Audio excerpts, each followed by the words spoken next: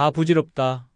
늙어서 혼자 살 준비하지 않으면 남은 인생이 지옥이 될 수도 있습니다.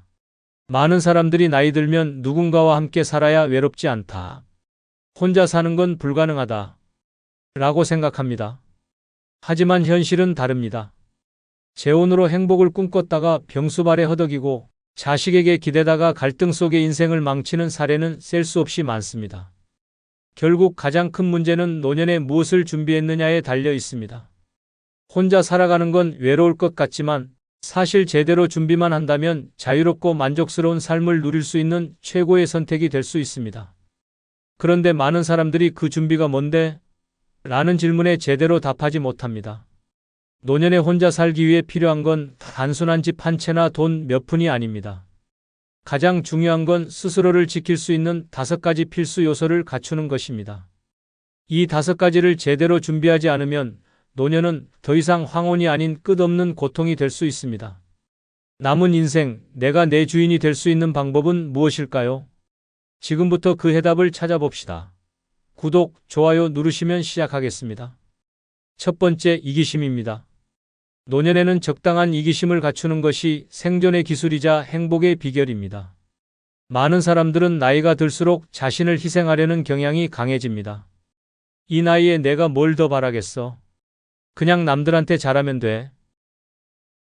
라고 스스로를 합리화하며 자신을 위해 살아가는 법을 잊어버립니다. 하지만 이기심 없이 남만 위해 사는 노년은 결국 상처와 후회로 점철된 삶으로 끝날 수 있습니다. 68세 김 씨는 자식들에게 모든 걸 희생하며 살아왔습니다. 은퇴 후에도 자식들의 부탁에 그래, 내가 도와줄게. 라며 남은 자금을 끌어모아 지원했습니다. 그런데 시간이 지나자 자식들의 태도는 점점 변했습니다. 엄마, 이번에 조금 더 빌려줘. 라는 말이 반복되었고 갚지 않는 돈은 쌓여만 갔습니다. 결국 김 씨의 통장은 텅 비었고 남은 노후는 더 이상 자신을 위한 시간이 아니었습니다. 나는 이렇게까지 희생했는데 왜 나만 이렇게 외롭고 힘든 걸까? 이기심 없이 살아가는 노년은 주변 사람들에게 당연한 존재가 됩니다. 당신이 도와주는 것을 거절하지 않는 순간 그 도움은 끝이 없습니다. 처음에는 감사하던 사람들이 점점 당신의 희생을 당연하게 여기고 나중에는 그것조차 불평하는 상황까지 벌어질 수 있습니다. 나이가 들수록 더 많이 베풀어야 한다. 라는 말은 잘못된 생각입니다. 이기심이란 타인을 외면하거나 배척하는 것이 아닙니다. 내가 내 삶의 주인이 되는데 필요한 건강한 방어선을 만드는 것입니다. 아무리 가까운 사람이라도 내 행복과 존엄성을 해칠 정도로 희생할 필요는 없습니다. 노년의 이기심을 갖추기 위해 가장 중요한 것은 아니요라고 말하는 연습입니다. 자식이나 친구가 도움을 요청하더라도 내가 감당할 수 없는 부탁이라면 단호히 거절해야 합니다. 내가 여유가 없어서 도와줄 수 없어. 이라고 말하는 것은 이기적인 행동이 아니라 내 삶을 지키는 현명한 선택입니다. 또한 나 자신이 먼저다. 라는 마음가짐이 필요합니다. 자식들이 어렵다고 해도 친구가 도움을 요청한다고 해도 내 건강과 재정이 우선입니다. 내가 무너지면 그들을 돕는 것도 불가능해집니다. 이기심은 내가 행복하기 위해 필요한 최소한의 보호막입니다. 그것이 없다면 노년은 끝없는 희생과 배신의 연속이 될 수 있습니다. 주변 사람들을 도우면서도 내가 지킬 선을 정하는 것, 그리고 그 선을 넘어서는 요구에는 단호히 거절하는 것, 그것이 진정한 이기심의 힘입니다. 나 자신을 지키지 않으면 아무도 나를 지켜주지 않는다. 노년의 이기심은 이기적인 행동이 아니라 내 삶을 존중하는 가장 큰 지혜입니다. 지금부터라도 내 인생의 우선순위를 나 자신으로 바꾸십시오. 그것이 당신을 진정으로 행복하게 만들 것입니다. 두 번째, 돈입니다. 노년에 가장 중요한 건 돈입니다. 돈이 없다면 노년은 끝없는 고통의 시작이 될 뿐입니다. 나이 들수록 건강은 점점 나빠지고 예상치 못한 병원비와 생활비가 쌓여갑니다. 난 건강하니까 괜찮아. 라고 생각하며 돈의 중요성을 과소평가한다면 뒤늦게 그 대가를 혹독하게 치르게 됩니다. 돈이 없으면 선택의 자유도 없고 존엄성도 지킬 수 없습니다. 한 예로 70세 김 씨는 젊었을 때 아이들 교육과 가족을 위해 모든 걸 희생하며 살아왔습니다. 내가 힘들어도 애들이 잘 되면 다 보람 있는 거야. 라는 생각으로 모아둔 돈을 전부 자식들에게 지원했습니다. 하지만 정작 자신이 병에 걸렸을 때 자식들은 우리도 지금 사정이 어려워요. 라며 등을 돌렸습니다. 김 씨는 병원비를 감당하지 못해 값싼 요양병원에 들어갔고 거기서 내가 이렇게 비참한 노후를 보낼 줄은 몰랐어. 라며 한탄했습니다. 돈은 단순한 생계의 문제가 아닙니다.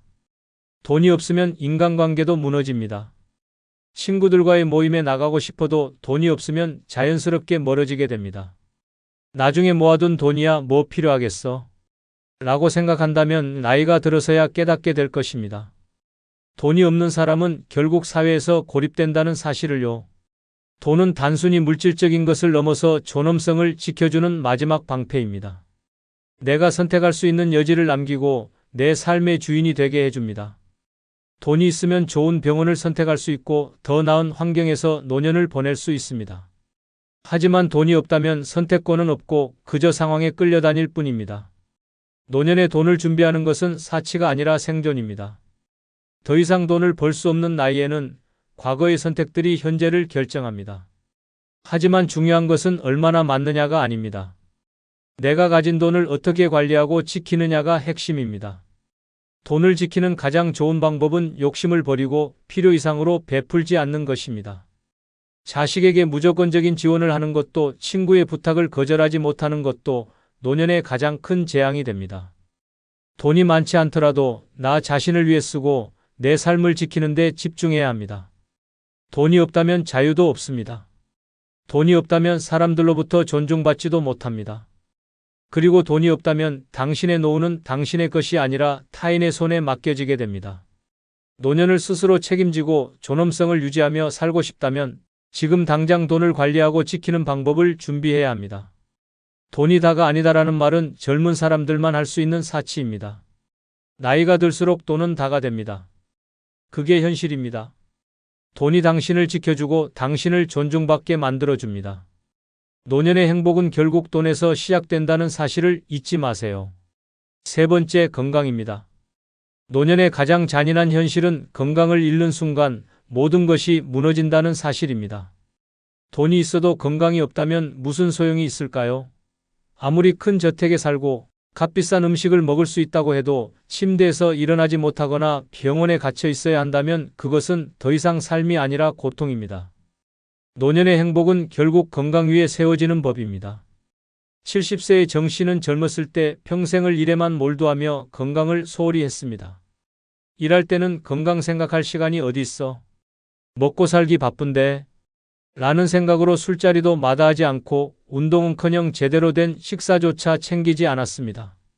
그런데 은퇴 후 갑자기 찾아온 건강 문제는 그의 인생을 송두리째 바꿔놨습니다. 허리 디스크와 당뇨, 고혈압까지 한꺼번에 찾아왔고 병원비는 끝없이 늘어났습니다. 달이라도 성했으면 어딘가 나가서 사람들 좀 만나겠는데 이젠 집에 갇혀있는 신세야. 정 씨는 더 이상 자신을 돌볼 힘조차 없었고 그의 노후는 병원과 약봉투 사이에서 보내는 시간이 전부가 되었습니다. 건강이 나빠지면 모든 것이 제한됩니다. 움직이지 못하면 친구들과의 만남도 여행도 심지어는 간단한 장보기조차 불가능해집니다. 자유를 잃는 순간 삶의 질은 끝없이 추락합니다. 그저 숨만 붙어 있는 상태로 하루하루를 견뎌야 하는 삶은 노년에 겪고 싶은 최악의 상황입니다. 건강이 왜 중요한지 더 말할 필요가 없습니다. 하지만 건강을 유지하려면 지금부터 적극적으로 노력해야 합니다.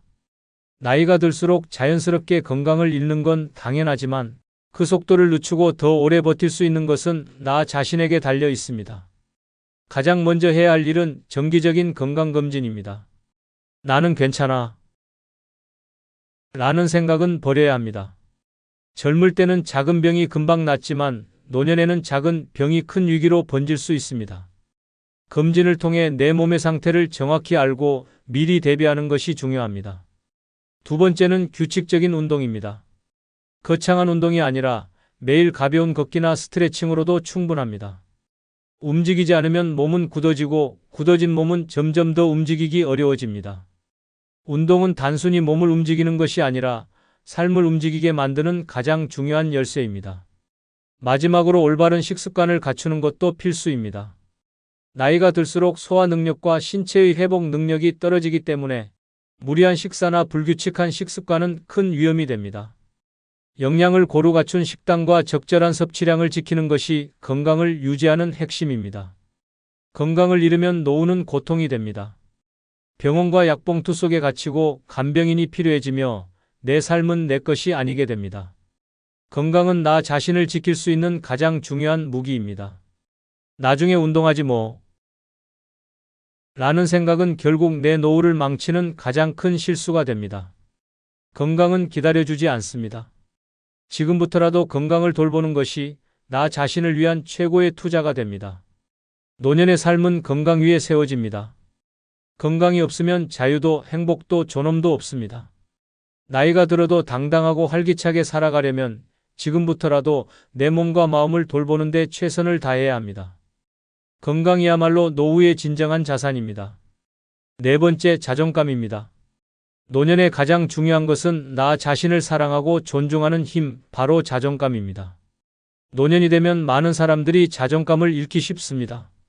젊었을 때는 일을 하고 가정을 꾸리고 사회에서 역할을 하며 내가 필요한 존재라는 사실을 느낄 수 있었습니다.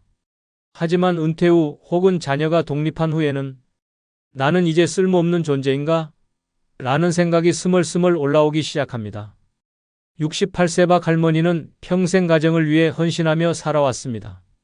자녀들을 뒷바라지하고 남편을 위해 살림을 꾸렸지만 나이가 들어 남편이 세상을 떠나고 자녀들이 각자 가정을 꾸리자 그녀는 텅 빈 집에 홀로 남겨졌습니다.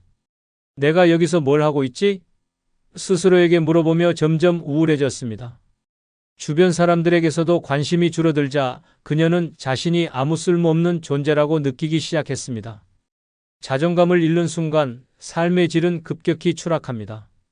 자존감이 낮아지면 사람들과의 관계도 무너지고 건강을 돌보는 의지도 약해지며 새로운 도전을 시도할 용기도 사라집니다. 자존감은 노년의 삶을 지탱하는 가장 기본적인 에너지입니다. 그렇다면 노년의 자존감을 지키고 높이는 방법은 무엇일까요? 첫째, 스스로를 돌보는 시간을 가져야 합니다. 나를 위한 작은 사치, 예를 들어 좋아하는 옷을 사 입거나 미용실에 가서 스타일을 바꾸는 것만으로도 자존감이 달라집니다. 나를 외적으로 가꾸는 것은 단순히 남들에게 잘 보이기 위한 것이 아니라 내가 나 자신을 소중히 여긴다는 메시지를 내게 전달하는 행위입니다. 둘째, 과거의 후회에 얽매이지 말아야 합니다. 나이가 들수록 그때 이렇게 했어야 했는데 라는 후회가 떠오를 수 있습니다. 하지만 과거는 이미 지나간 일입니다. 과거에 얽매이기보다는 지금부터라도 새로운 목표를 세우고 작은 성취를 이루는 데 집중해야 합니다. 셋째, 나만의 의미 있는 활동을 찾아야 합니다. 취미나 봉사활동 혹은 작은 일이라도 내가 즐길 수 있는 무언가를 하는 것이 중요합니다. 나는 아직 세상에 기여할 수 있는 존재다. 라는 느낌은 자존감을 높이는 데 결정적인 역할을 합니다. 넷째, 다른 사람의 시선을 의식하지 않아야 합니다. 노년에는 자꾸 이 나이에 이런 걸 하면 이상하게 보지 않을까? 라는 생각이 들기 쉽습니다. 하지만 남의 시선은 내 삶에 아무런 영향을 미치지 않습니다. 중요한 것은 내가 좋아하고 나를 행복하게 하는 일이 무엇이냐는 점입니다. 노년의 자존감은 더 이상 타인에게 의존하는 것이 아닙니다. 누군가의 칭찬이나 인정이 없어도 나는 나 자신을 사랑하고 존중할 수 있어야 합니다. 자존감은 나를 지키는 가장 강력한 방패이며 나를 앞으로 나아가게 하는 가장 큰 원동력입니다. 이 나이에 뭐가 중요하겠어? 라는 생각은 이제 버리십시오. 당신은 여전히 소중하고 여전히 빛나는 존재입니다. 자존감을 지키는 것은 노년을 활기차고 행복하게 만드는 가장 중요한 열쇠입니다. 지금부터라도 나 자신을 소중히 여기고 스스로를 사랑하는 법을 배워야 합니다. 자존감이 없으면 노년은 흔들리는 나무처럼 외로움과 불안에 시달릴 것입니다. 그러나 자존감이 있다면 어떤 상황에서도 당당하고 행복한 삶을 살아갈 수 있습니다. 당신은 지금도 충분히 가치 있는 사람입니다. 다섯 번째, 쓸모없는 인간관계의 정리입니다. 노년에는 진정으로 가치 있는 관계만 남겨야 합니다. 젊었을 때 우리는 인간관계가 많을수록 든든하다고 믿었습니다. 직장 동료, 동네 이웃, 자녀, 친구, 부모까지 끊임없이 관계를 맺으며 살았습니다. 하지만 은퇴 후 자녀가 독립하고 나면 대부분의 관계는 더 이상 필수가 아닙니다. 오히려 끊지 못한 인간관계가 당신의 시간과 에너지를 갉아먹는 짐이 됩니다. 억지로 유지하는 관계는 공허함만 남깁니다. 가끔씩 불편한 모임에 나가고 의미 없는 대화를 이어가다 보면 정작 나를 위해 써야 할 시간은 점점 줄어듭니다. 이런 관계들은 내가 힘들 때 도움을 줄 사람도 아니고 내 삶에 진정한 가치를 더해주지도 못합니다. 노년은 관계를 정리하고 가벼워져야 할 때입니다. 쓸모없는 인간관계를 끊으면 진정으로 소중한 관계가 빛을 발합니다. 내가 어려울 때 진심으로 곁에 있어줄 단 몇 명의 친구만으로도 충분합니다. 물론 관계를 끊는 일은 쉽지 않습니다. 하지만 내가 행복하지 않은 관계라면 과감히 정리해야 합니다. 내 삶은 나를 위해 살아가는 것입니다. 쓸모없는 관계를 정리하면 남은 시간을 온전히 나를 위해 쓸 수 있습니다. 노년의 인간관계는 양이 아니라 질입니다. 진짜 필요한 사람들과 함께하며 내 삶을 더 가볍고 행복하게 만들어 보세요.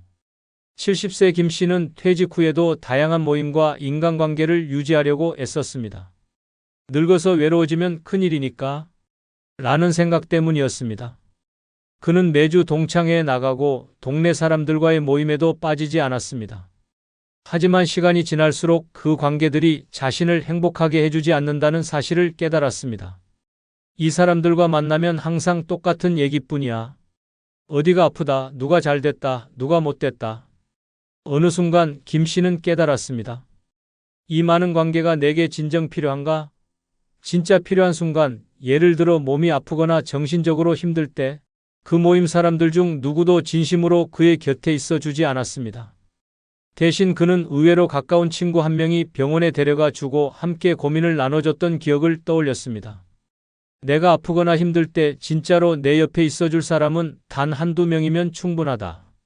쓸모없는 인간관계를 끊는 것은 단순히 사람을 멀리하는 것이 아닙니다. 내게 진정한 가치를 주는 관계를 남기고 나를 소모시키는 관계를 정리하는 것입니다. 노년에는 시간과 에너지가 가장 소중한 자원입니다. 아무 의미 없는 모임에 나가고 거칠에만 있는 관계를 유지하려고 애쓰는 것은 그 자원을 낭비하는 일일 뿐입니다. 그렇다고 모든 관계를 끊으라는 뜻은 아닙니다. 내가 아플 때 혹은 정말 외로울 때 진심으로 곁에 있어줄 사람 몇 명만 남기면 됩니다. 중요한 것은 숫자가 아니라 질입니다. 쓸모없는 인간관계를 정리하려면 먼저 내게 어떤 감정을 주는지 점검해야 합니다. 만났을 때 스트레스를 주거나 억지로 유지하려고 애쓰는 관계는 과감히 끊어야 합니다. 진정한 친구라면 서로의 삶을 존중하며 자연스럽게 이어지는 법입니다. 노년에는 주변의 거칠의 관계를 모두 정리하고 진짜 내게 필요한 사람들과 깊은 유대를 맺는 것이 중요합니다. 그런 친구 한두 명만으로도 외롭지 않은 노년을 보낼 수 있습니다. 그들이 내 곁에 있는 한 나는 절대로 고립되지 않을 것입니다. 쓸모없는 관계를 끊어야 진정한 관계가 빛을 발한다. 지금 당장 내 인간관계를 돌아보고 내게 정말 필요한 사람만 남기세요. 그것이 노년을 자유롭고 행복하게 만들어줄 가장 큰 비결입니다. 늙어서 혼자 사는 것이 두렵고 외로울 것 같다는 생각이 들 수도 있습니다. 하지만 진정으로 중요한 5가지를 준비하면 노년은 누구보다 자유롭고 당당하게 살아갈 수 있는 최고의 시간이 됩니다. 위에 설명한 5가지는 혼자서도 충분히 행복하고 만족스러운 삶을 만들어줄 열쇠입니다. 지금까지는 가족과 사회를 위해 헌신하며 살아왔다면 이제는 오롯이 자신을 위한 삶을 살아야 할 때입니다. 혼자라서 외로운 것이 아니라 준비되지 않은 채로 혼자가 되면 외로워진다. 라는 사실을 기억하세요. 노년은 끝이 아닙니다. 새로운 도전과 성장을 시작할 수 있는 시간입니다. 내 삶의 주인이 되어 내 선택과 의지로 하루하루를 채워나가는 것. 그것이야말로 진정한 행복의 시작입니다. 용기를 내십시오. 지금부터라도 자신을 위한 준비를 시작한다면 당신의 노년은 누구보다 찬란히 빛날 것입니다. 혼자서도 충분히 행복하고 혼자여서 더 자유로운 인생이 당신을 기다리고 있습니다. 마지막으로 구독, 좋아요 부탁드립니다. 돈 없으면 노후가 불행하다? 아닙니다. 돈 없어도 찬란한 노후를 보내는 방법이 있습니다.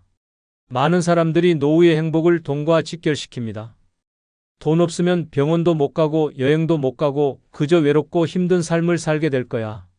라는 두려움이 우리를 짓누르죠. 하지만 과연 그럴까요? 돈이 없으면 정말로 행복한 노후를 꿈꿀 수 없는 걸까요? 그렇지 않습니다. 돈이 전부가 아닙니다. 물론 돈이 있으면 선택의 폭이 넓어지고 안정감을 느낄 수 있습니다. 하지만 세상에는 돈 없이도 삶을 찬란하게 만드는 힘이 있습니다. 그것은 바로 마음의 여유와 삶의 태도입니다. 돈은 없어도 행복을 선택하는 사람들은 주변의 작은 것에서 기쁨을 찾고 자신을 위한 소소한 즐거움을 만들어 갑니다. 정원을 가꾸고 무료 프로그램에 참여하며 산책을 즐기는 것만으로도 노후는 충분히 찬란해질 수 있습니다. 결국 노후의 행복은 돈이 아니라 어떻게 살아가느냐에 달려 있습니다. 그렇다면 돈 없이도 찬란한 노후를 보내는 방법은 무엇일까요? 지금부터 그 해답을 알려드리겠습니다. 먼저 영상 시작 전에 좋아요 누르면 시작하겠습니다. 돈 없어도 찬란한 노후를 보내는 첫 번째 비결은 행복은 돈에서 나오지 않는다. 입니다. 노후가 다가오면 많은 사람들이 걱정부터 합니다. 돈이 없으면 어떻게 살지? 병원비도 없고 여행도 못 가고 뭐 하나 할 수 있는 게 없을 텐데. 하지만 이런 생각은 잘못된 선입견입니다. 돈이 없어도 충분히 행복하고 찬란한 노후를 보낼 수 있는 방법이 있습니다. 68세 김 씨는 평생 직장 생활을 했지만 은퇴 후 남은 재산은 크지 않았습니다. 자식들에게 지원을 하느라 저축은 거의 없었고 한 달 연금은 빠듯한 생활비를 간신히 충당하는 정도였습니다. 처음에는 그 사실에 좌절했습니다. 내 인생은 이제 끝났어. 그냥 이렇게 버티다 죽는 거지. 하지만 김 씨는 곧 깨달았습니다. 돈 없이도 행복해질 수 있는 방법이 있다는 것을요. 김 씨가 가장 먼저 시작한 건 자신의 일상에서 소소한 행복을 찾는 것이었습니다. 아침에 일어나 햇살을 느끼고 동네 공원을 산책하며 자연의 아름다움을 즐겼습니다. 화려한 레스토랑 대신 집 근처 시장에서 신선한 재료를 사와 요리하는 기쁨을 알게 되었습니다. 돈이 없어도 누릴 수 있는 소소한 즐거움은 생각보다 많았습니다. 또한 김 씨는 무료로 제공되는 지역 프로그램과 커뮤니티 활동에 참여하기 시작했습니다. 독서 모임에 나가고 동네 복지관에서 진행하는 건강 강좌에도 꾸준히 참석했습니다. 새로운 사람들과 교류하며 그는 세상은 여전히 재미있는 일들로 가득하다는 것을 느꼈습니다. 돈이 많아야 행복할 거라는 생각은 착각입니다. 진짜 행복은 내 마음의 상태에서 시작됩니다. 작은 것에도 감사하고 지금 가진 것에서 만족을 찾는 태도는 돈이 없어도 삶을 찬란하게 만듭니다. 김 씨는 이제 이렇게 말합니다. 돈이 없다고 해서 불행할 필요는 없어. 내가 어떻게 하루를 보내느냐가 더 중요하더라고. 그의 일상은 특별한 지출 없이도 풍요롭고 따뜻합니다. 돈이 없으면 행복할 수 없다고 생각하나요? 그렇지 않습니다. 행복은 소유가 아니라 태도에서 나옵니다. 돈 없이도 충분히 찬란한 노후를 보낼 수 있습니다. 중요한 것은 돈이 아니라 당신이 어떻게 삶을 바라보느냐입니다. 지금부터라도 소소한 행복을 찾아보세요. 그것이 당신의 노후를 빛나게 만들 것입니다. 두 번째 비결은 관계를 활용하라. 의존이 아닌 교류로 만드세요. 입니다. 돈이 없을수록 인간관계는 삶의 중요한 자산이 됩니다. 하지만 여기서 중요한 건 단순히 사람을 많이 아는 게 아닙니다. 내 삶을 풍요롭게 만들어줄 건강한 관계를 맺고 그것을 잘 활용하는 것이 핵심입니다. 70세 정 씨는 은퇴 후 혼자 살며 빠듯한 연금 생활을 하고 있었습니다. 처음에는 돈 걱정 때문에 누구와도 연락을 끊고 집에 틀어박혀 있었습니다. 하지만 점점 외로움이 커지고 삶의 의미를 잃어가는 기분이 들었습니다. 어느 날 우연히 동네 모임에 나간 그는 새로운 사람들을 만났고 그들과의 관계가 그의 노후를 완전히 바꿔놓았습니다. 정 씨는 사람들과의 교류를 통해 다양한 도움과 정보를 얻었습니다. 한 친구는 근처 무료 건강검진 정보를 알려줬고 또 다른 친구는 저렴한 취미활동 장소를 추천해줬습니다. 그는 점점 더 많은 사람들과 연결되었고 그들로부터 삶의 활력을 얻었습니다. 돈은 관계를 통해 보완할 수 있습니다. 외롭고 고립된 생활을 벗어나 사람들과의 교류 속에서 새로운 기회를 발견할 수 있습니다. 하지만 여기서 중요한 점은 도움을 받기만 하는 관계가 아닌 상호 교류하는 관계를 만드는 것입니다. 내가 먼저 상대를 존중하고 작은 도움이라도 줄 수 있다면 그 관계는 더 단단해집니다. 또한 사람들과 함께 할 때는 내가 가진 것을 활용하는 것도 중요합니다. 정 씨는 요리에 자신이 있었고 친구들을 초대해 소박한 음식을 대접했습니다. 내가 가진 작은 것으로도 행복을 나눌 수 있다. 는 사실이 그를 더 즐겁고 당당하게 만들었습니다. 노년의 인간관계를 활용하는 것은 단순히 사람들에게 의지하는 것이 아닙니다. 서로의 삶을 공유하며 필요한 도움을 주고받고 함께하는 기쁨을 느끼는 것입니다. 돈으로 살 수 없는 것은 진정한 인간관계에서만 얻을 수 있습니다. 정 씨는 이제 이렇게 말합니다. 돈보다 소중한 건 나를 이해해주고 함께 웃어줄 사람들이다. 그는 그 관계들을 통해 외로움을 극복했고 경제적으로도 더 나은 선택을 할 수 있었습니다. 돈이 없다고 혼자 고립되지 마세요. 사람들과의 관계를 통해 삶의 새로운 가능성을 발견할 수 있습니다. 돈이 아닌 사람 속에서 행복의 열쇠를 찾는 것, 그것이야말로 찬란한 노후를 보내는 두 번째 비결입니다. 돈 없어도 찬란한 노후를 보내는 세 번째 비결, 내가 지나온 세월을 사랑하라. 입니다. 노년이 되면 많은 사람들이 과거를 돌아보며 후회에 빠지곤 합니다. 그때 그렇게 하지 않았더라면 왜 나는 더 열심히 살지 못했을까? 라는 생각이 머릿속을 떠나지 않죠. 하지만 이런 후회는 현재의 나를 괴롭히고 앞으로 나아갈 힘을 갉아먹을 뿐입니다. 노후를 찬란하게 보내고 싶다면 먼저 내가 지나온 세월을 사랑하는 법을 배워야 합니다. 70세 김 씨는 은퇴 후 과거의 선택들을 끊임없이 되새겼습니다.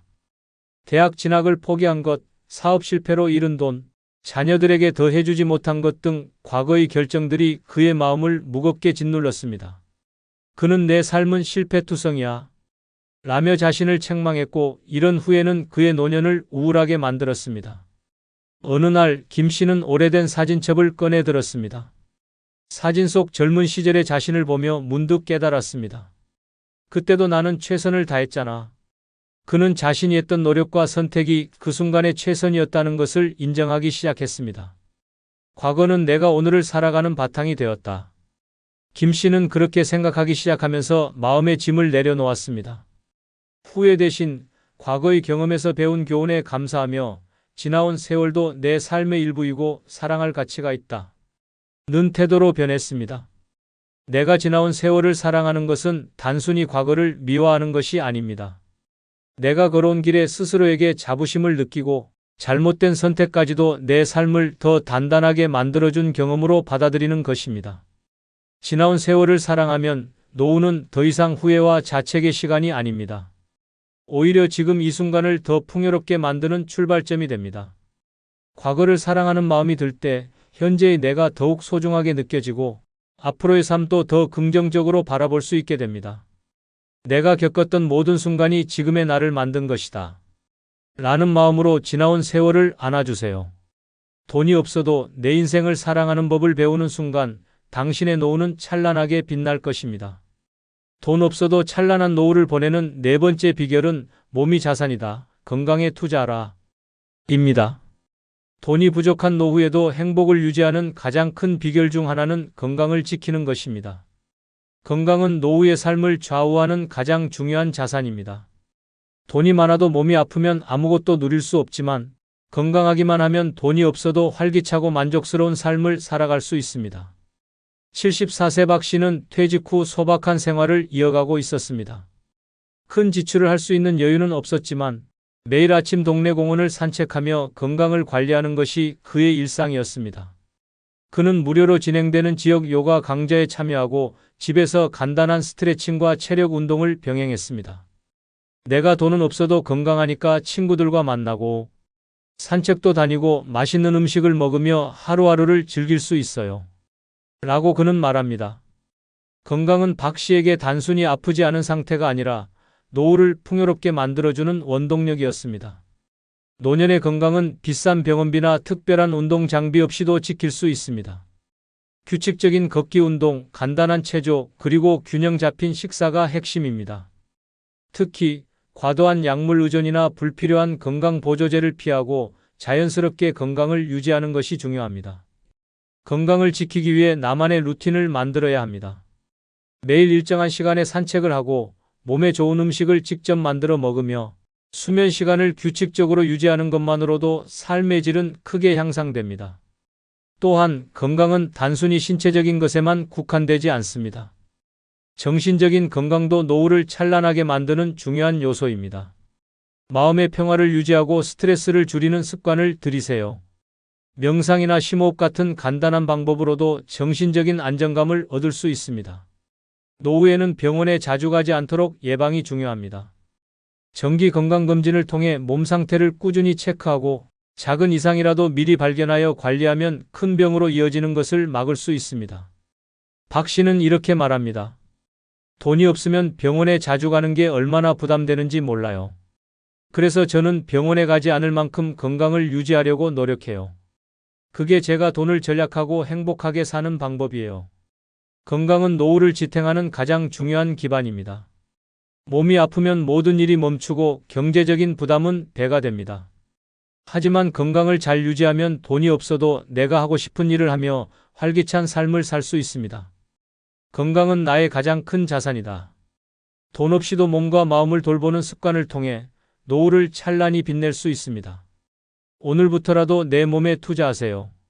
그것이야말로 노후를 위해 가장 현명한 선택입니다. 돈 없어도 찬란한 노후를 보내는 5번째 비결은 삶의 의미를 찾아라. 입니다. 노후의 삶이 공허해지고 무의미하게 느껴지는 이유는 삶의 방향성을 잃어버렸기 때문입니다. 돈이 없어도 찬란한 노후를 보낼 수 있는 가장 중요한 방법 중 하나는 나만의 삶의 의미를 발견하는 것입니다. 71세 정 씨는 은퇴 후 처음 몇 년간 아무것도 하지 않은 채 시간을 흘려보냈습니다. 하루 종일 TV를 보거나 길게 낮잠을 자며 무료한 나날을 보냈죠. 처음에는 평생 고생했으니 이제 좀 쉬자 라고 생각했지만 시간이 갈수록 그는 자신이 점점 무기력해지는 것을 느꼈습니다.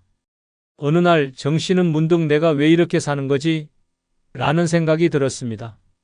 그는 오래전부터 하고 싶었던 봉사활동을 떠올렸습니다. 지역복지관에서 아이들에게 책을 읽어주는 일을 시작했는데 단순히 시간을 때우는 일이 아니라 아이들의 웃음소리를 들으며 삶의 에너지를 되찾기 시작했습니다. 그는 이렇게 말합니다. 돈은 없어도 내가 누군가에게 필요한 사람이 된다는 것이 이렇게 행복한 일인지 몰랐어요. 삶의 의미는 거창한 목표에서 나오지 않습니다. 때로는 작은 일상 속에서 찾을 수 있습니다. 오랫동안 잊고 지냈던 취미를 다시 시작하거나 내가 잘하는 것을 통해 누군가에게 도움을 줄 수 있는 일을 찾는 것만으로도 충분합니다. 삶의 의미를 찾기 위해 중요한 것은 나만의 이유를 만드는 것입니다. 그것이 봉사활동이든 글을 쓰는 것이든 아니면 단순히 가족들과 더 많은 시간을 보내는 것이든 상관없습니다. 나를 움직이게 하고 하루하루를 살아가는 동기를 부여하는 것이라면 무엇이든 좋습니다. 돈이 없어도 삶의 의미를 찾으면 하루하루가 특별해집니다. 소소한 일이라도 내가 그것의 가치를 느끼고 내 삶의 목적이 있다고 생각하면 돈으로는 살 수 없는 만족감을 느낄 수 있습니다. 또한 삶의 의미는 내가 가진 것을 나누는 데서도 발견됩니다. 75세 박 씨는 경제적으로 여유가 없었지만 자신이 할 수 있는 한 가지를 찾았습니다. 그는 동네 어르신들에게 스마트폰 사용법을 가르치기 시작했습니다. 제가 가진 작은 재능이라도 누군가에게 도움이 된다면 그걸로 제 삶도 더 빛날 수 있죠. 라고 그는 말합니다. 삶의 의미는 외부에서 찾는 것이 아니라 스스로 만들어가는 것입니다. 내가 누구인지, 무엇을 좋아하는지, 어떤 일을 할 때 가장 행복한지 생각해 보세요. 돈이 없어도 내가 존재하는 이유를 발견하면 노후는 더 이상 공허하지 않습니다. 삶은 그저 사라지는 시간이 아니라 의미를 채워가는 여정이다. 돈이 없어도 내가 가야 할 길을 찾고 나만의 이유를 만들어 가세요. 그것이 노후를 찬란하게 만드는 5번째 비결입니다. 돈 없어도 찬란한 노후를 보내는 6번째 비결은 혼자만의 시간을 즐겨라. 입니다. 노후를 혼자 보낸다는 생각만으로도 외롭고 쓸쓸하게 느껴지는 사람들이 많습니다. 하지만 혼자만의 시간을 즐길 수 있는 능력은 노후를 찬란하게 만드는 중요한 열쇠입니다. 다른 사람들에게 끌려다니거나 주변을 채우려고 애쓰는 대신 혼자여도 충분히 행복하다 고 느낄 수 있다면 노후는 완전히 새로운 세계로 변합니다. 73세 최 씨는 자녀들이 모두 독립하고 배우자마저 먼저 떠나면서 홀로 남았습니다. 처음에는 주변 사람들에게 의지하려고 애썼지만 점점 고립된 느낌이 들었습니다. 왜 나는 혼자일까? 왜 이렇게 쓸쓸할까? 라고 생각하며 우울해졌습니다. 그러던 어느 날 그는 스스로에게 질문을 던졌습니다. 내가 혼자 시간을 보내면서도 즐길 수 있는 건 뭐지? 그날 이후 최 씨는 새로운 취미를 찾아보기 시작했습니다. 그는 일단 책을 읽기 시작했고 이어서 작은 수첩에 일기를 쓰는 습관을 들였습니다. 그러다 문득 혼자 카페에 가서 커피 한 잔을 마시며 세상을 관찰하는 것이 얼마나 큰 즐거움인지 깨달았습니다. 혼자서도 충분히 풍요롭다. 최 씨는 이렇게 깨달았습니다. 그 이후로 그는 혼자 여행을 떠나기도 하고 영화를 보고 요리를 배우며 시간을 보냈습니다. 혼자만의 시간을 즐기는 것은 자신을 더 잘 알게 되는 과정입니다. 돈이 필요하지도 않습니다. 좋아하는 음악을 들으며 커피 한 잔을 마시는 것, 동네를 산책하며 하늘을 바라보는 것, 혹은 오래된 사진첩을 꺼내보며 추억에 잠기는 것만으로도 충분합니다. 많은 사람들이 혼자 있는 것을 두려워합니다. 하지만 혼자만의 시간을 잘 활용하면 그 시간이 오히려 내 삶을 더 깊고 풍요롭게 만들어줍니다. 노년에는 더 이상 누군가를 위해 살아갈 필요가 없습니다. 이제는 나 자신과 시간을 보내는 법을 배워야 할 때입니다. 또한 혼자 있는 시간을 좋아하게 되면 다른 사람들과의 관계도 더 건강해집니다. 누군가를 만나는 시간이 즐겁긴 하지만 그 시간이 내 행복의 전부가 아니라고 느끼면 관계에서 오는 스트레스도 줄어듭니다. 최 씨는 이제 말합니다. 혼자 있는 시간이 오히려 나를 더 단단하게 만들어줬어요. 나 혼자 있어도 전혀 외롭지 않아요. 그는 더 이상 누구에게 의지하려고 하지 않으며 혼자만의 시간을 온전히 즐기고 있습니다. 혼자만의 시간을 잘 활용하는 법을 배우세요. 내 삶을 온전히 즐길 수 있는 방법을 찾아보세요. 노후의 행복은 결국 내가 나와 잘 지내는 방법을 아는 것에서 시작됩니다. 돈 없이도 나 자신과 함께하는 시간만으로 충분히 찬란한 삶을 살 수 있습니다. 혼자라는 것이 두려운 것이 아니라 혼자 있는 시간을 즐길 줄 모르는 것이 두려운 것입니다. 지금부터라도 혼자만의 시간을 즐기는 법을 배우세요. 그것이 노후를 빛나게 만드는 6번째 비결입니다. 돈 없어도 찬란한 노후를 보내는 7번째 비결은 지금까지 무탈하게 살아온 것에 감사하라. 입니다. 노년에 접어들면 많은 사람들이 내가 이루지 못한 것들, 하지 못했던 선택들에 대해 후회하며 자신을 탓하곤 합니다. 하지만 잠시 멈춰서 생각해 보세요. 지금까지 살아오며 수많은 고비를 넘겼고 크고 작은 어려움 속에서도 여기까지 무탈하게 왔다는 사실 자체가 얼마나 놀라운 일인지 말입니다. 73세 박 씨는 늘 자신의 삶이 부족하다고 느꼈습니다. 젊은 시절 큰 성공을 거두지 못했고 자녀들을 완벽하게 뒷바라지하지 못했다는 생각에 늘 자책했습니다. 하지만 어느 날 친구와의 대화 중에 그래도 큰 병, 한 번 없이 이렇게 살아왔다는 게 얼마나 큰 복인지 알아? 라는 말을 듣고 마음에 큰 울림을 느꼈습니다. 그는 자신의 삶을 돌아보며 깨달았습니다. 내가 가진 것에 감사하지 못하고 항상 없는 것만 바라보았구나. 병원 신세를 지지 않고 몸이 건강한 것, 자녀들이 각자의 삶을 꾸려나가고 있는 것, 친구들과 웃으며 대화할 수 있는 것, 이 모든 것이 당연한 것이 아니라 축복이라는 걸 알게 된 순간 그의 시선은 완전히 달라졌습니다. 지금까지 무탈하게 살아온 것에 감사하는 마음은 단순히 긍정적인 태도를 가지는 것을 넘어 삶을 더욱 풍요롭게 만듭니다. 돈이 없어도 내가 이 자리까지 올 수 있었던 모든 경험들에 감사할 수 있다면 그 자체로 내 삶은 충분히 가치 있는 것이 됩니다. 감사는 작은 것에서 시작됩니다. 매일 아침 눈을 뜨며 또 하루를 살 수 있구나 라고 생각하거나 식사를 하며 오늘도 이렇게 한 끼를 먹을 수 있구나 라고 느껴보세요. 이런 사소한 감사가 쌓이면 마음은 더욱 평온해지고 삶의 작은 순간들에서 더 큰 행복을 느낄 수 있습니다. 박 씨는 이제 매일 자신에게 말합니다. 내가 여기까지 온 것만으로도 충분히 대단해. 그는 과거의 부족함을 탓하기보다 오늘 하루를 감사로 채우며 살아가고 있습니다. 돈이 많지 않아도 지금까지 내가 무탈하게 살아온 것에 대한 감사는 노후를 찬란하게 만드는 가장 큰 비결 중 하나입니다. 당신의 삶은 이미 많은 축복으로 가득 차 있습니다.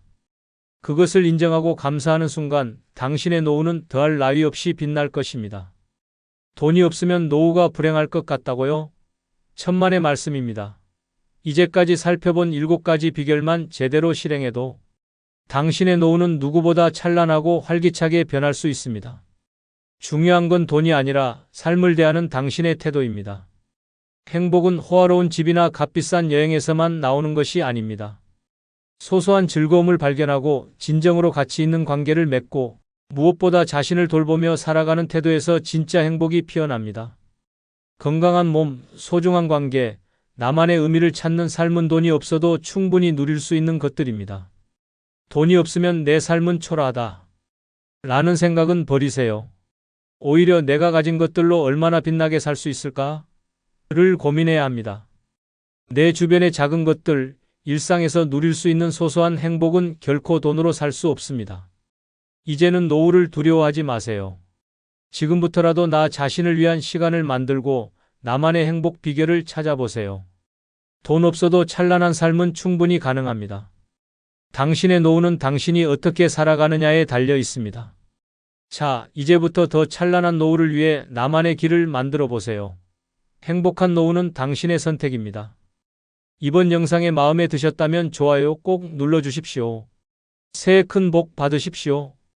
강할머니는 65세의 나이로 홀로 남은 채 외로운 일상을 보내고 있었습니다. 남편은 오래전에 세상을 떠났고 자식들은 각자의 삶을 살고 있었습니다.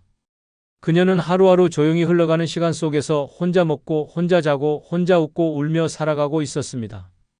친구들도 다들 연로하고 매일 똑같은 일상에 지쳐버린 할머니는 어느 순간 이대로는 안 되겠다는 생각을 했습니다. 그녀는 깊은 외로움 속에서 방 안에 누워 저녁마다 홀로 텔레비전을 켜두고 한숨을 내쉬곤 했습니다.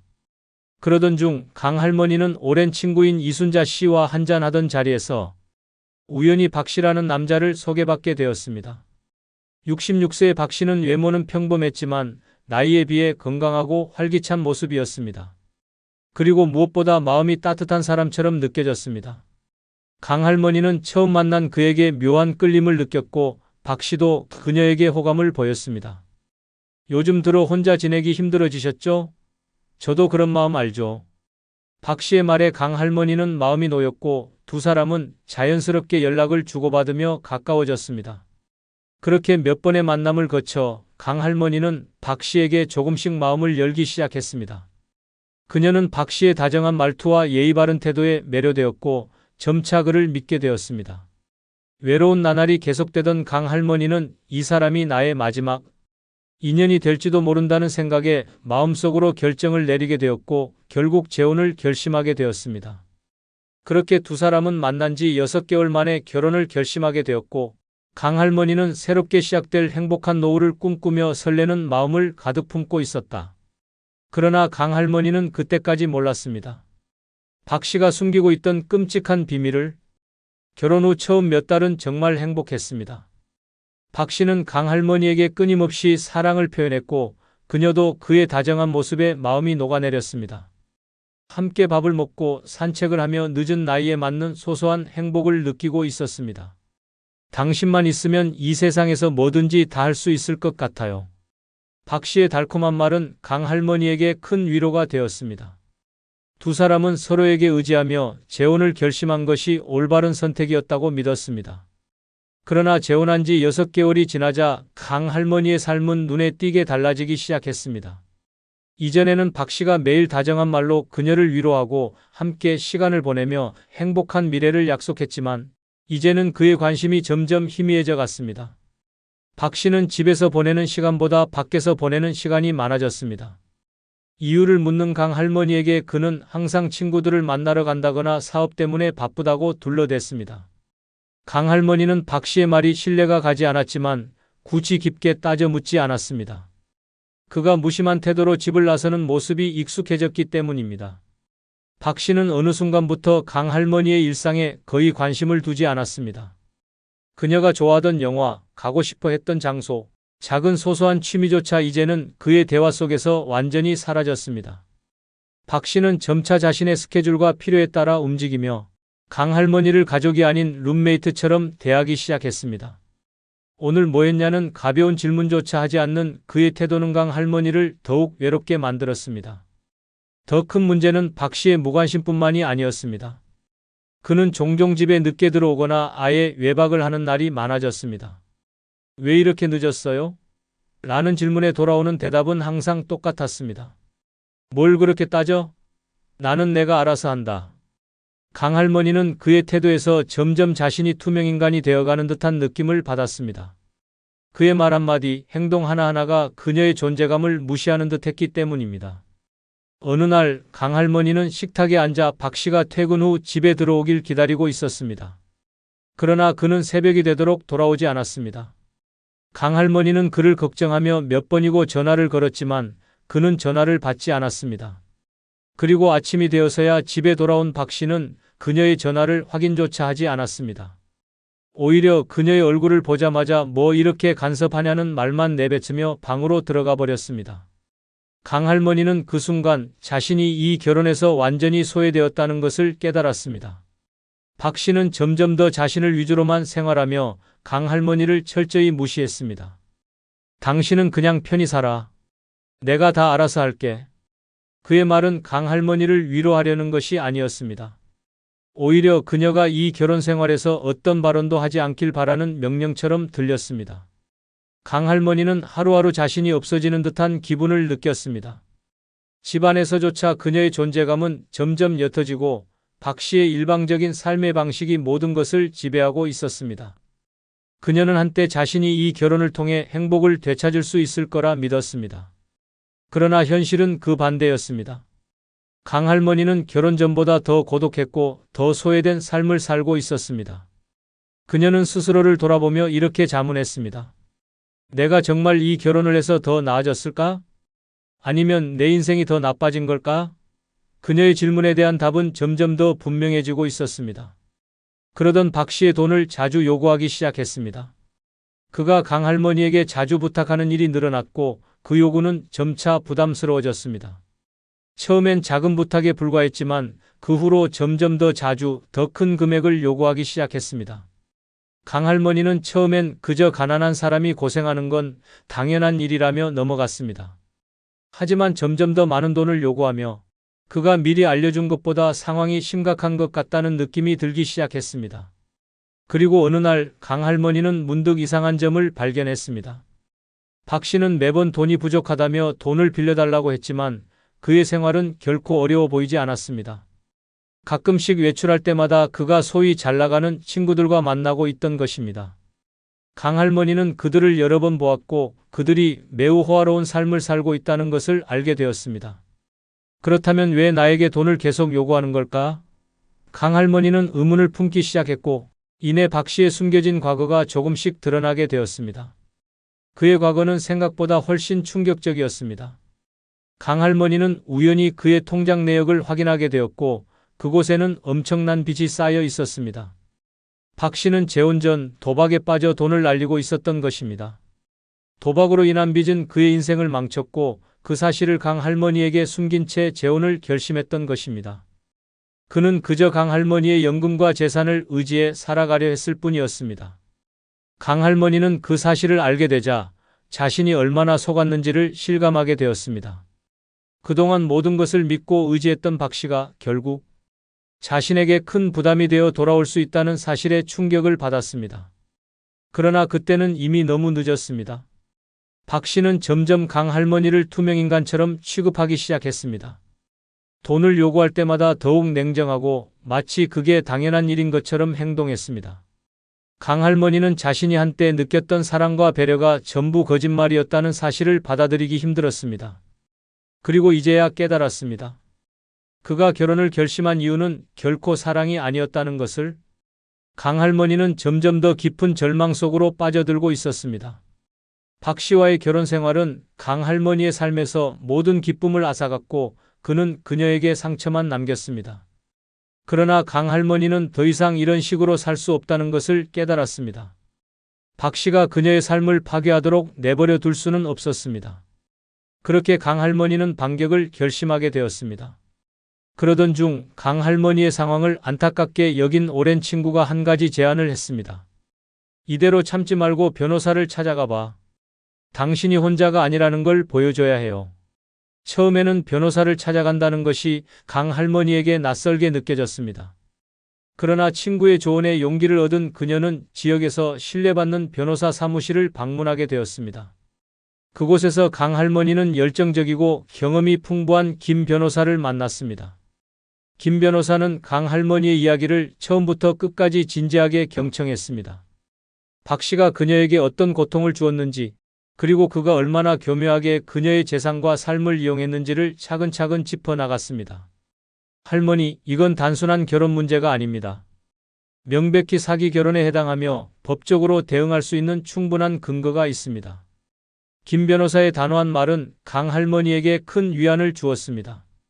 그녀는 오랜만에 마음속에서 작은 희망이 피어오르는 것을 느꼈습니다. 김 변호사는 박 씨의 숨겨진 과거를 철저히 조사하기 시작했습니다. 박 씨의 은행 기록, 과거 금융거래 내역, 심지어 도박장 출입 기록까지 모두 철저히 파헤쳤습니다. 이 사람은 명백히 신뢰를 이용하여 결혼을 가장했습니다. 법적으로 충분히 문제 삼을 수 있습니다. 김 변호사의 말은 강 할머니에게 자신감을 주었습니다. 그녀는 이제 박 씨에게 받은 고통을 되돌려줄 준비를 시작했습니다. 변호사의 조언에 따라 강 할머니는 박 씨가 그녀에게 했던 모든 행동을 기록하기 시작했습니다. 박 씨가 돈을 요구했던 상황, 그녀를 무시했던 은행, 그리고 그가 숨겼던 빚에 관한 이야기까지 모든 증거를 꼼꼼히 정리했습니다. 이제 강 할머니는 자신을 방어할 뿐만 아니라 박 씨를 향해 강력히 맞설 준비가 되어 있었습니다. 내가 왜 이런 대우를 받아야 했을까? 이건 내 잘못이 아닙니다. 그녀는 과거의 무기력함에서 벗어나 점점 더 강한 모습으로 변화하고 있었습니다. 김 변호사는 그녀를 응원하며 말했습니다. 이제부터는 우리가 이길 차례입니다. 박 씨가 저지른 잘못을 모두 드러내 보입시다. 강 할머니는 더 이상 예전에 소심하고 억눌린 여성이 아니었습니다. 그녀는 자신의 권리를 지키기 위해 싸우기로 결심했습니다. 박 씨가 그녀의 삶을 망치려 했던 것처럼 이제 그녀가 박 씨의 거짓말과 비밀을 모두 드러낼 차례였습니다. 복수의 서막이 이제 막 올랐습니다. 강 할머니는 변호사의 도움을 받으며 자신감을 되찾아가고 있었습니다. 그러나 박 씨와의 싸움은 여전히 그녀에게 큰 부담으로 다가왔습니다. 이런 상황을 알게 된 강 할머니의 자식들이 그녀를 돕기 위해 나서기 시작했습니다. 평소 어머니가 자존심이 강해서 힘든 상황을 잘 말하지 않는다는 것을 알고 있었던 자식들은 강 할머니가 겪고 있는 고통을 알게 되자 크게 분노했습니다. 엄마, 이제 우리가 도울게요. 혼자서 이 모든 걸 감당할 필요 없어요. 강 할머니의 큰아들이 이렇게 말하며 본격적으로 어머니의 문제를 해결하기 위해 행동에 나섰습니다. 특히 강 할머니의 둘째 딸은 친한 친구가 변호사라는 점을 떠올리고 어머니가 맡긴 사건을 더 체계적으로 진행할 수 있도록 도움을 요청했습니다. 그렇게 변호사와의 소통이 더욱 활발해졌고 박 씨를 압박할 강력한 법적 대응이 준비되기 시작했습니다. 자식들은 박 씨의 과거를 추적하며 그의 도박빚과 관련된 새로운 정보를 찾아냈습니다. 박 씨가 결혼 전에 어떤 생활을 했는지, 누구와 어울렸는지에 대한 정보는 박 씨가 법정에서 주장할 수 있는 변명들을 무너뜨리는 데 큰 역할을 했습니다. 박 씨의 행적을 조사하는 과정에서 그의 거짓말이 드러날 만한 증거들이 하나둘 발견되었습니다. 이 사람이 엄마를 속이고 결혼했다는 걸 모두가 알게 될 거야. 자식들은 하나같이 강 할머니를 위해 힘을 합쳤습니다. 특히 강 할머니의 둘째 딸은 박 씨와 대면하며 직설적으로 말했습니다. 어머니를 속이고 이용하려던 당신의 계획은 여기까지예요. 법이 당신 편이 아니라는 걸 곧 알게 될 겁니다. 박 씨는 딸의 태도에 당황하며 말끝을 흐렸습니다. 그는 점점 자신이 설 곳이 없음을 느끼기 시작했습니다. 강 할머니는 자식들의 적극적인 도움을 받으며 그동안 느껴왔던 외로움과 무기력함에서 점점 벗어나고 있었습니다. 또한 자식들은 법정에서 강 할머니의 편에 서서 증언할 준비도 마쳤습니다. 어머니가 어떻게 박 씨의 통제로 인해 고통받았는지, 그가 결혼 전부터 숨겨온 빚과 도박 문제를 알게 된 과정 등을 증언하기로 한 것입니다. 그들은 어머니의 권리를 되찾고 그녀를 지키기 위해 끝까지 함께 싸우겠다고 결심했습니다.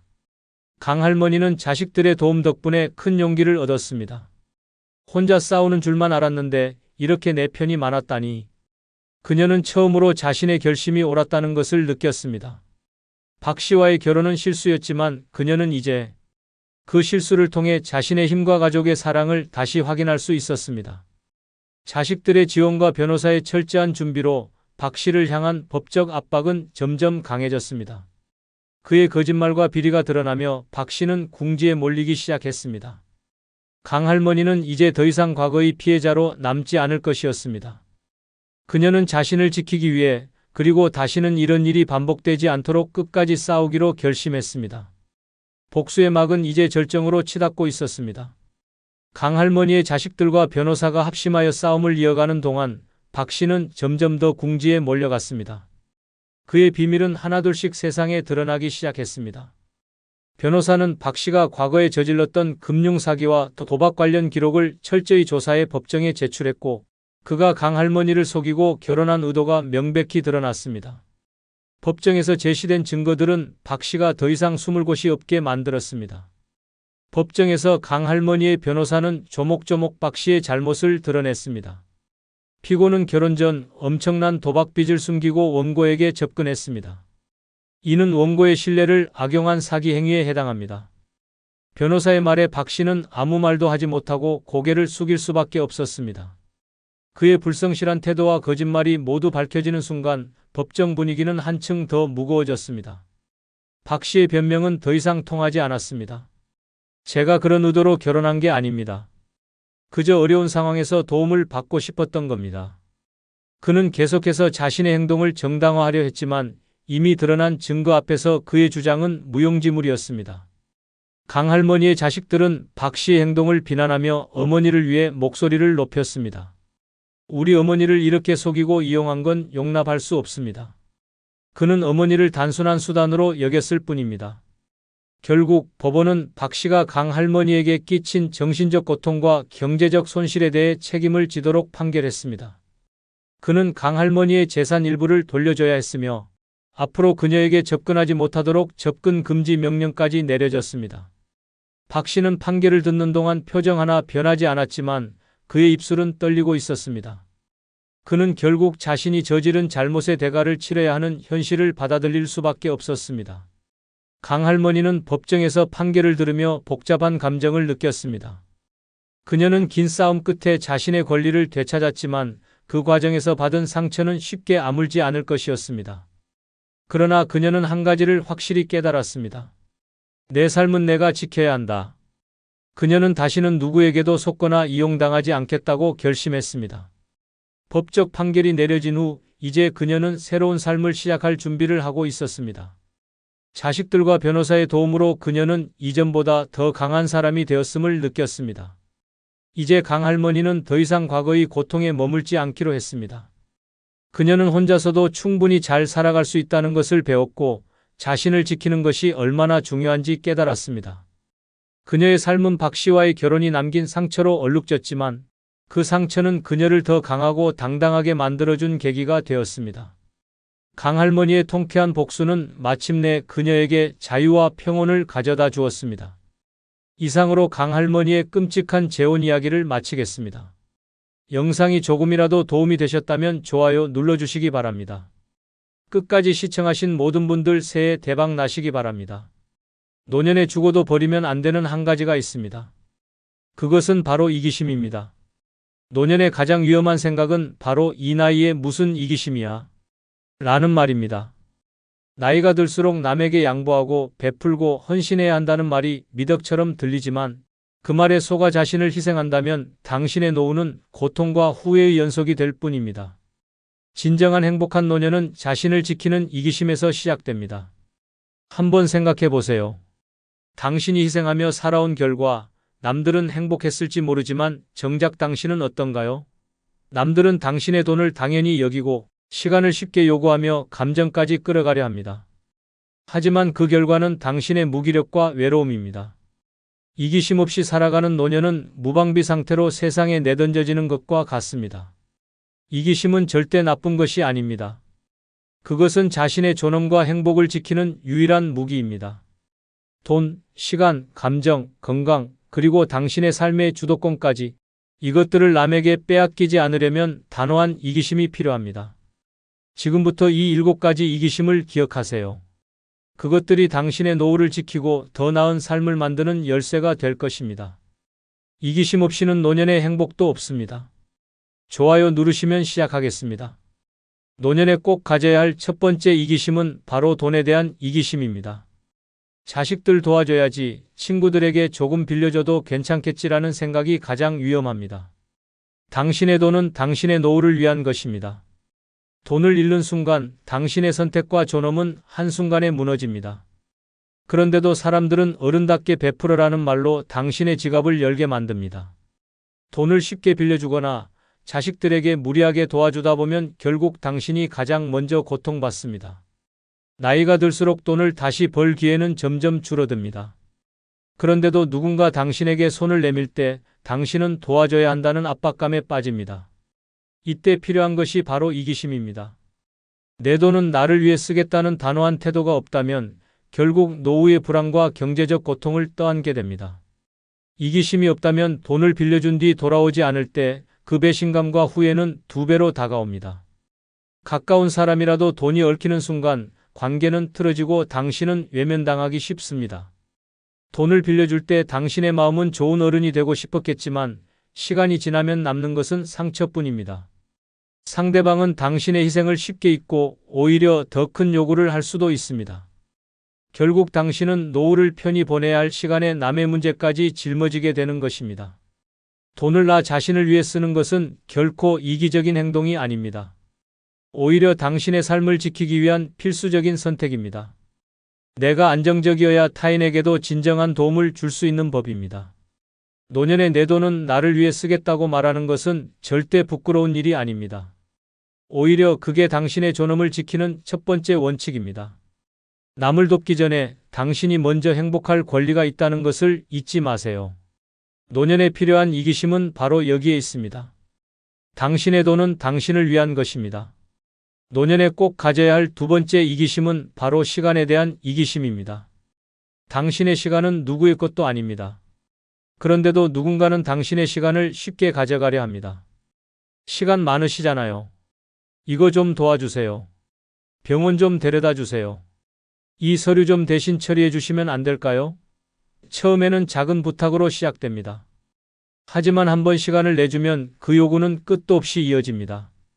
당신이 그래, 이 정도는 괜찮겠지라고 생각하며 시간을 내주는 순간 상대방은 그것을 당연하게 여깁니다. 그리고 점점 더 많은 시간을 요구합니다. 처음에는 심부름 정도였던 것이 나중에는 매주 시간을 내달라거나 한 달 동안 도와달라는 식으로 부담스러운 부탁으로 변합니다. 당신이 거절하면 왜 이제 와서 안 된다고 하세요? 라며 오히려 섭섭하다는 말을 들을지도 모릅니다. 노년의 시간은 무엇보다도 소중합니다. 젊었을 때는 가족과 직장, 사회적인 관계에 당신의 시간을 내주는 것이 어쩔 수 없었다면 이제는 온전히 나를 위한 시간을 가져야 합니다. 내가 좋아하는 취미를 즐기고 산책을 하고 나만의 여유를 즐기는 시간은 절대 남에게 빼앗겨서는 안 됩니다. 하지만 상대방은 당신의 시간을 많아 보인다고 쉽게 판단하며 이용하려 합니다. 그리고 당신이 시간을 내주지 않으면 그 정도도 못해주냐며 죄책감을 심어주려 할지도 모릅니다. 가장 큰 문제는 이렇게 시간을 뺏기다 보면 정작 자신을 위해 쓸 시간은 사라진다는 것입니다. 당신의 시간은 단순히 하루하루를 채우는 것이 아닙니다. 그것은 당신이 앞으로 남은 삶을 어떻게 살아갈지를 결정짓는 가장 중요한 자원입니다. 한번 흘러가 버린 시간은 다시 되돌릴 수 없습니다. 그래서 단호해져야 합니다.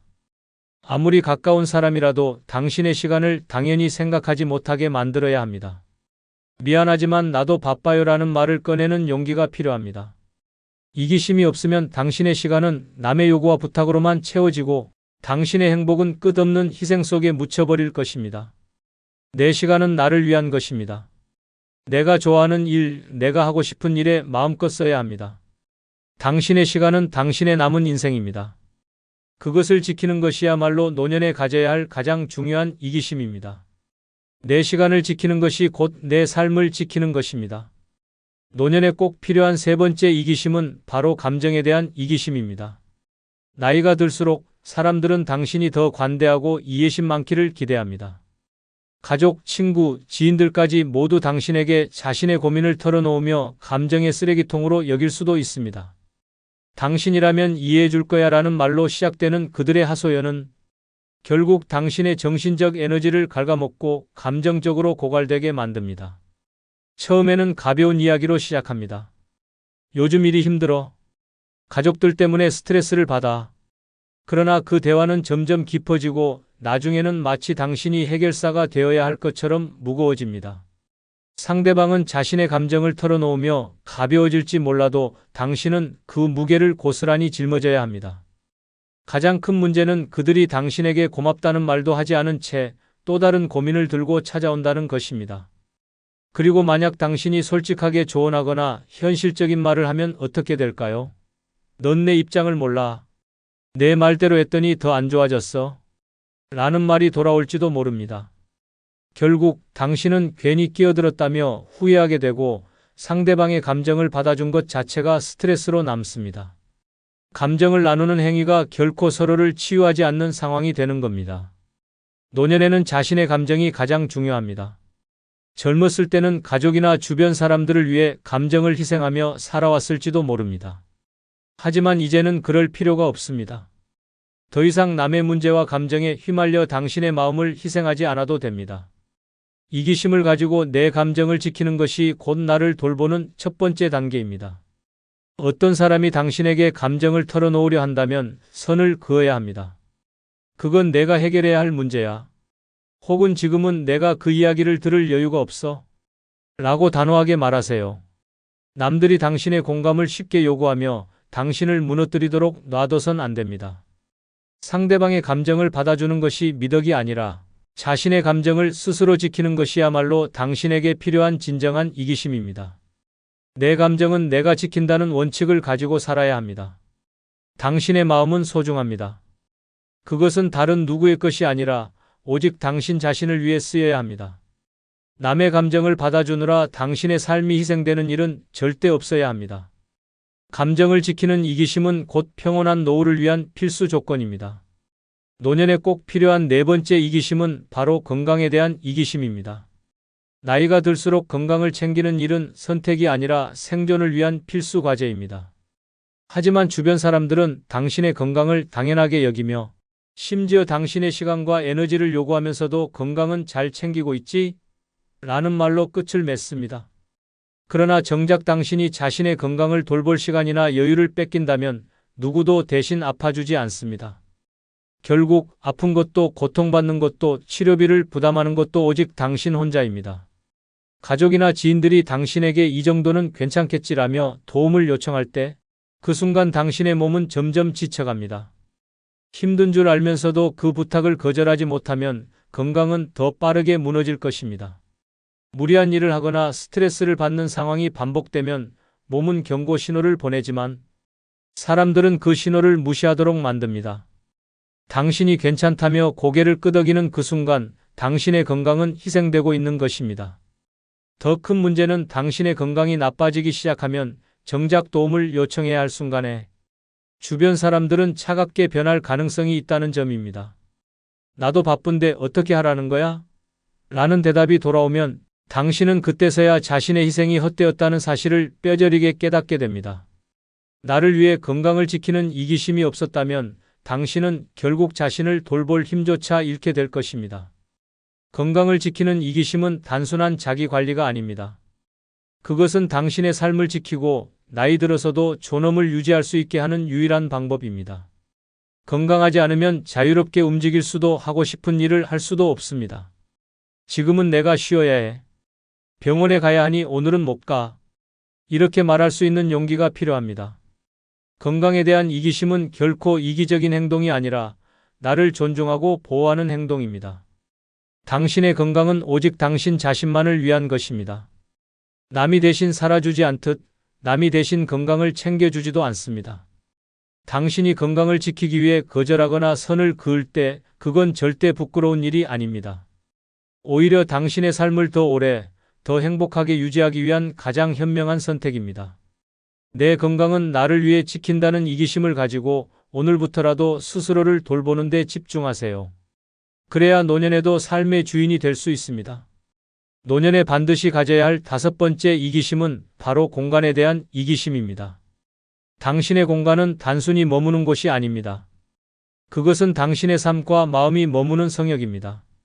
하지만 주변 사람들은 그 공간의 소중함을 쉽게 간과하며 당신의 집을 마치 공공재처럼 생각하기도 합니다. 잠깐 우리 아이들 봐줄 수 있어요? 집이 넓으니 내가 잠깐 지내도 되죠? 이런 부탁이 처음에는 가벼워 보일 수 있습니다. 그러나 한번 문을 열어주기 시작하면 그 요청은 끝없이 이어질 가능성이 큽니다.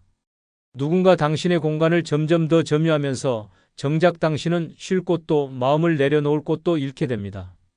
집이 어수선해지고 남의 요구가 당신의 일상이 되어버리면 당신의 삶은 피곤함과 스트레스로 가득 찰 뿐입니다. 더 심각한 문제는 당신의 공간이 점점 당신의 통제 밖으로 벗어나는 순간입니다. 누군가 당신의 집에 오래 머무르며 자신의 필요를 당연히 요구하기 시작할 때 당신은 점차 자신의 권리를 잃어가게 됩니다. 그리고 그들은 그 공간이 마치 자기 것인 양 행동하며 당신의 의견을 무시하기도 합니다. 여기 이 정도는 써도 괜찮죠? 내가 여기에 있으니 좀 협조해줘야죠. 라는 말로 당신을 묶어둘 수도 있습니다. 노년의 공간은 그 어떤 것보다 소중합니다. 그것은 당신이 마음 편히 쉴 수 있는 유일한 장소입니다. 이 공간에서조차 남을 위해 희생한다면 당신은 어디서도 편안함을 느낄 수 없습니다. 내 공간을 지키는 이기심은 바로 내 삶의 주도권을 지키는 것입니다. 누군가 당신의 공간을 요구할 때 단호히 말해야 합니다. 여기는 내 공간입니다. 나만의 시간을 보내야 해요. 라는 말은 절대 이기적인 것이 아닙니다. 사람들은 당신의 공간에 들어오면서 당신의 시간과 에너지도 함께 앗아갑니다. 그러나 당신의 공간은 당신의 마음을 치유하고 삶의 에너지를 충전하는 곳이어야 합니다. 그것을 남에게 내주는 순간 당신의 평온한 노후는 사라지고 피로와 스트레스만 남게 될 것입니다. 내 공간은 나만의 성역이다. 이기심을 가지고 당신의 집과 마음의 영역을 지키세요. 아무리 가까운 사람이라도 당신의 공간을 마음대로 침범하도록 내버려 두지 마십시오. 당신의 삶은 그곳에서 시작되고 그곳에서 지켜져야 하니까요. 노년에 꼭 가져야 할 6번째 이기심은 결정에 대한 이기심입니다. 나이가 들면 이상하게도 사람들이 당신의 결정을 대신 내리려 드는 경우가 많아집니다. 이건 이렇게 해야 해요. 어머니, 이건 우리 말 듣는 게 좋아요. 당신의 삶에 대해 마치 자신들이 더 잘 안다는 듯이 조언하고 간섭하는 이들이 늘어납니다. 그리고 당신이 그 말을 따르지 않으면 왜 이렇게 고집이세요? 라며 당신을 문제로 몰아가기도 합니다. 결정을 빼앗기면 당신의 삶은 더 이상 당신 것이 아닙니다. 자식들이나 주변 사람들이 당신을 위한다고 하면서도 결국은 자신들의 편의에 맞춘 선택을 강요하기도 합니다. 예를 들어 자식들은 그 집 너무 커요, 팔고 작은 데로 이사 가세요 라며 당신의 의사를 무시하고 경제적 이유를 들먹일 수 있습니다. 또 다른 사람들은 건강을 위해 이걸 하세요, 저걸 하지 마세요 라며 당신이 원치 않는 방향으로 몰아갈 수도 있습니다. 당신은 그저 고개를 끄덕이며 따르는 존재로 전락할 위험에 처하게 됩니다. 노년의 결정은 곧 존엄과 직결됩니다. 남이 대신 결정을 내리도록 내버려 두면 당신은 자신의 삶에서 점점 밀려나게 됩니다. 자존감은 떨어지고 누군가의 판단에 의존해야 하는 상황이 반복되면 삶의 의욕도 사라질 수 있습니다. 그런데 이런 상황을 방지하려면 바로 내 결정은 내가 내린다는 이기심이 필요합니다. 당신의 삶에 대한 결정은 당신이 가장 잘 압니다. 무엇이 필요하고 무엇이 맞는지는 오직 당신의 경험과 판단으로 이루어져야 합니다. 누군가가 당신을 설득하거나 강요하려고 할 때 단호하게 말하세요. 내 인생은 내가 결정합니다. 이건 내 선택이에요. 당신이 내린 결정은 설령 실수일지라도 그것은 당신의 경험으로 남고 당신의 삶을 더 단단하게 만들어줍니다. 남이 내린 결정은 당신의 삶에서 아무런 의미도 남기지 않습니다. 결정에 대한 이기심은 당신이 삶의 주도권을 다시 잡는 일입니다. 그것이 크든 작든 당신의 선택은 당신 자신에게 가장 중요합니다.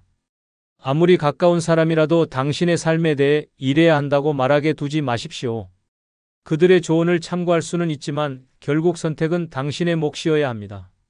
내 결정은 내가 내린다는 태도를 가지고 당당히 자신을 지키세요. 그 어떤 결정이든 그것은 당신만이 내릴 수 있는 권리입니다. 그 권리를 남에게 빼앗기는 순간 당신의 삶은 남의 삶으로 전락할 뿐입니다. 당신의 선택이 곧 당신의 인생입니다. 노년에 반드시 필요한 마지막 7번째 이기심은 행복에 대한 이기심입니다. 많은 사람들은 나이가 들수록 나중에 더 행복해지겠지라는 막연한 기대를 버리지 못합니다. 그러나 현실은 다릅니다. 행복은 스스로 선택하지 않으면 결코 찾아오지 않습니다. 특히 노년에는 남의 기대나 사회적 시선에 끌려다니며 내 행복을 희생하는 경우가 많습니다. 하지만 기억해야 합니다. 당신의 행복은 누구의 것도 아닌 당신의 것입니다. 그 나이에 뭘 그런 거래? 할머니, 이제 편히 쉬세요. 주위 사람들은 당신이 무언가 새로운 것을 시도하거나 스스로 행복을 찾으려 하면 은근히 제지하거나 무시합니다. 그들은 당신이 마치 조용히 인생의 뒤편으로 물러나야 한다고 생각하는 듯 행동합니다. 그러나 이런 태도는 당신의 삶을 갉아먹는 가장 큰 독입니다. 스스로 행복을 선택하지 않으면 남들이 강요하는 불행을 살아가게 될 뿐입니다. 가장 큰 문제는 당신이 행복을 선택하지 않는다면 주변 사람들의 행복을 위해 희생하게 된다는 점입니다. 자식들이나 가족은 당신의 희생을 요구하거나 당신이 항상 그들을 위해 존재하길 기대합니다.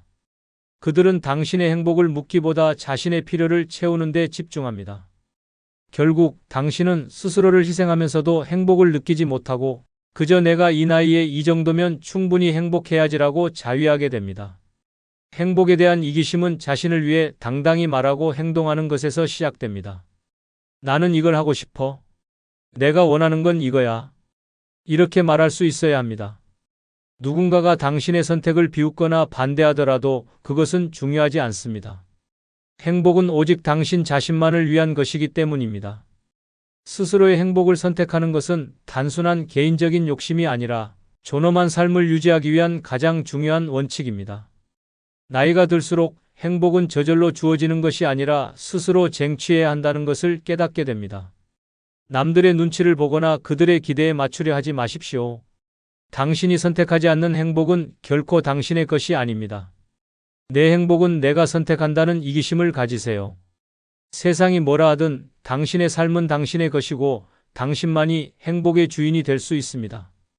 행복을 위한 이기심은 노년의 삶을 빛나게 하는 마지막 열쇠입니다. 결국 이기심은 당신의 노년을 지키는 최후의 무기입니다.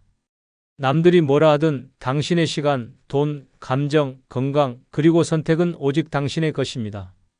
이 나이에 무슨 이기심이야 라는 말로 당신을 흔드는 사람들에게 이렇게 외쳐야 합니다. 내 인생은 내가 지킵니다. 이기심이 없으면 남들은 당신의 희생을 당연하게 여기고 당신은 남는 에너지 없이 소진된 채 삶을 이어가야 할지도 모릅니다. 하지만 이기심을 가지면 상황은 달라집니다. 당신의 삶은 더 이상 남의 것이 아니라 당신의 것으로 돌아옵니다. 나를 지키고 나를 위해 살겠다는 결심이 곧 당신의 존엄과 행복을 지키는 첫걸음입니다. 노년은 남을 위해 헌신하는 시간이 아니라 오롯이 나 자신을 위한 시간입니다. 남들에게 맞추며 희생하다 잃어버린 시간을 이제 되찾아야 합니다. 죽어도 이기심만은 버리지 않겠다는 마음가짐이 있다면 당신은 노년에도 당당하고 찬란하게 살아갈 수 있습니다. 남의 시선은 상관없습니다. 이제 내 삶의 주인은 나입니다. 당신만이 당신의 노후를 빛낼 수 있습니다. 이상 오늘의 영상을 마치겠습니다. 좋아요, 구독 누르시면 감사하겠습니다. 안녕히 계십시오.